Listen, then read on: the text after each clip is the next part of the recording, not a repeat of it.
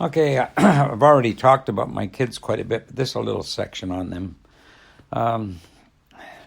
Chelsea Mara, my daughter, she was born in May 29th, 1978, and Jesse was born on May 25th, 1980. I remember a little story once.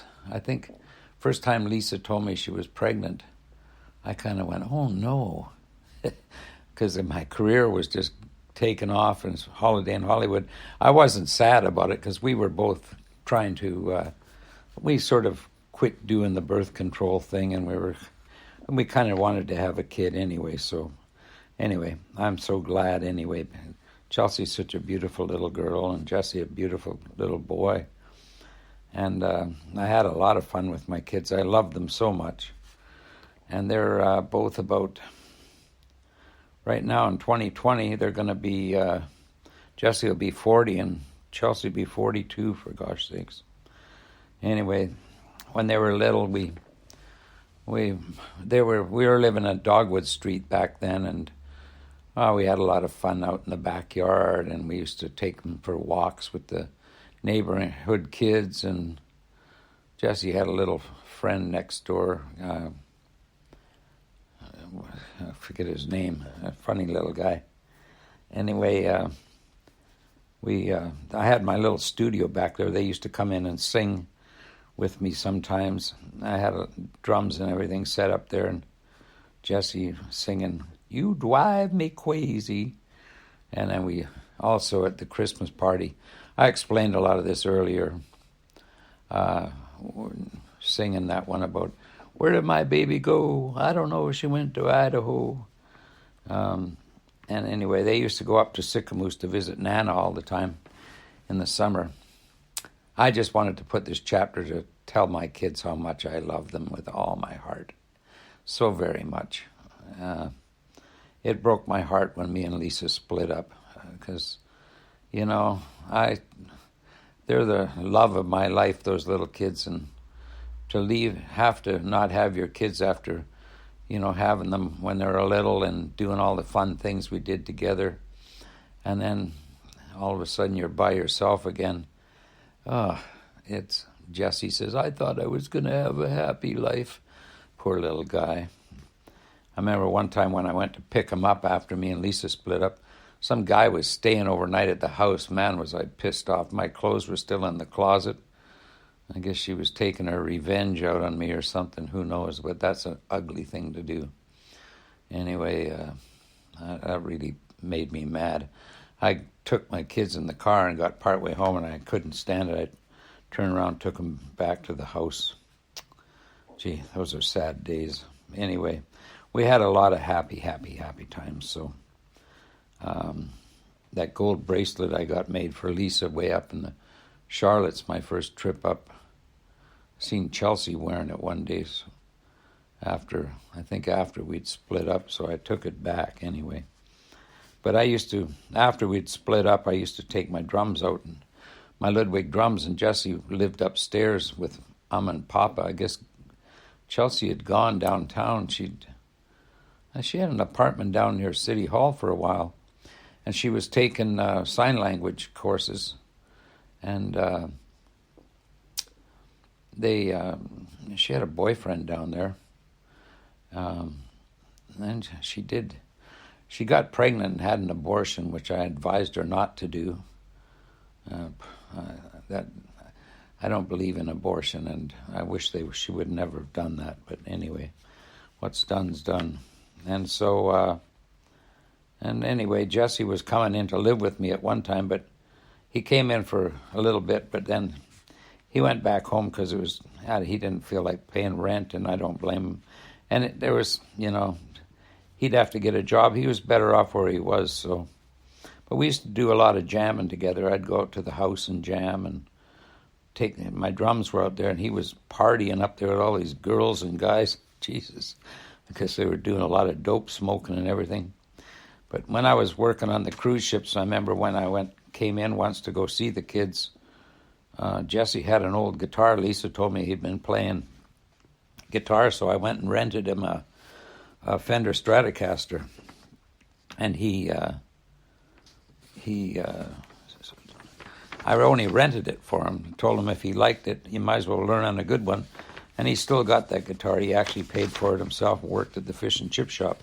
One thing I'll say about Jesse, man, he's a hard worker, and he's always worked. I can't believe that guy.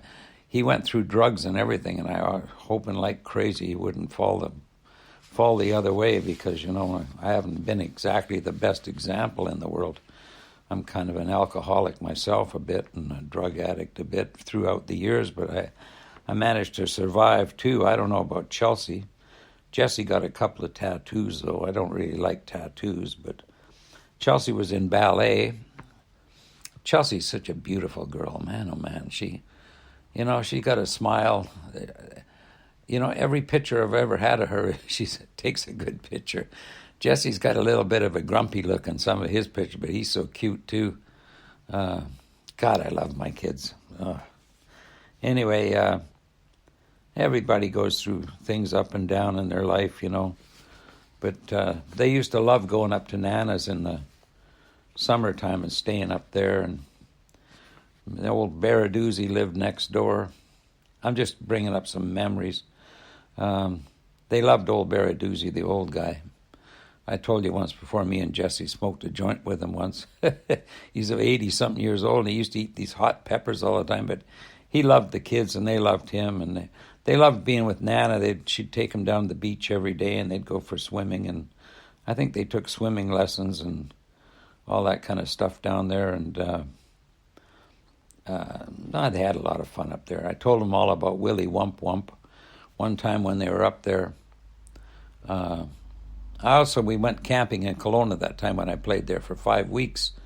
I got to camp out with the kids, so that was lots of fun. So, but when I took them out once Halloween up in Sycamoose, we waited till it got dark and got flashlights. Willie Wump Wump was the guy that had lived back at the swamp and never talked to anybody. He was like a kind of a hobo.